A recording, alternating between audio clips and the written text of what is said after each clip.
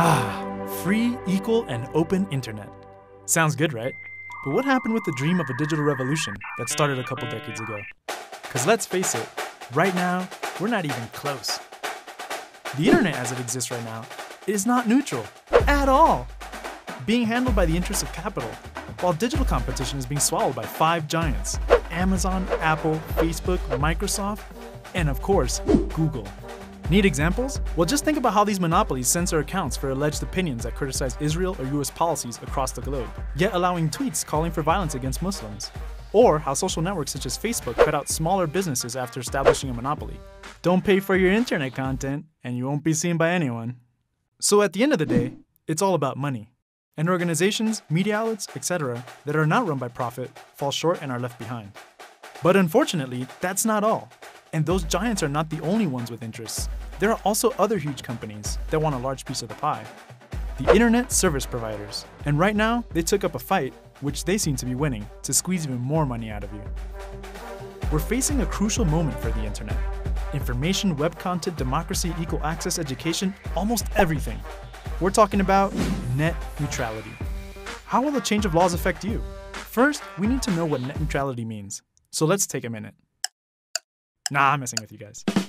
Now, seriously. Net neutrality are rules created in 2015 that intended to prevent huge companies that provide internet from offering preferential treatment to certain content over the others.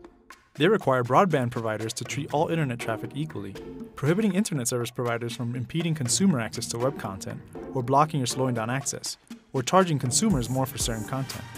The Open Internet Order declared the internet to be a public utility and mandated that internet service providers treat all internet traffic equally. That's how it used to be, at least in theory. That's why defending the internet as a public utility is so important. Although it's not the only struggle, it is in a way limited. Because again, the internet as it exists right now is not even close to being neutral. But let's go back to what is being discussed about equal treatment across the web. Last December, the US Federal Communications Commission, led by Ajit Pai, hired by Obama, but promoted by Trump, voted and revoked these net neutrality rules. This move recasted the digital landscape. By now you can imagine why. The change of rules by the FCC now allows broadband companies to abuse their power in the US. That means a victory for big internet service providers, such as AT&T, Charter, Comcast, and Verizon, giving them all power to decide what content consumers can get. And most important for them, at what price. Free and open internet? Forget about that.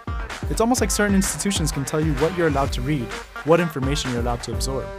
Kinda like a government telling you what books you're allowed to read.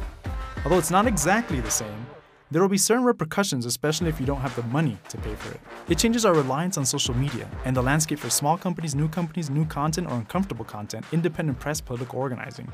Well, you get the point. Those rules were the last bulwark against internet giants taking over digital information. However, the controversy over net neutrality hasn't died down, and the battle is not over just yet. Since December 2017, states are considering their own laws, and lawmakers in at least 6 states of the US have introduced bills in recent weeks that would forbid internet providers to block or slow down content. Besides, using the Congressional Review Act, Congress can overturn regulation within 60 days of them being issued. That's why it seems like a good moment to discuss and keep fighting for an equal and fair internet, and prevent that all these big companies turn a promise of endless innovation into a profitable system where capital would structure the internet even more.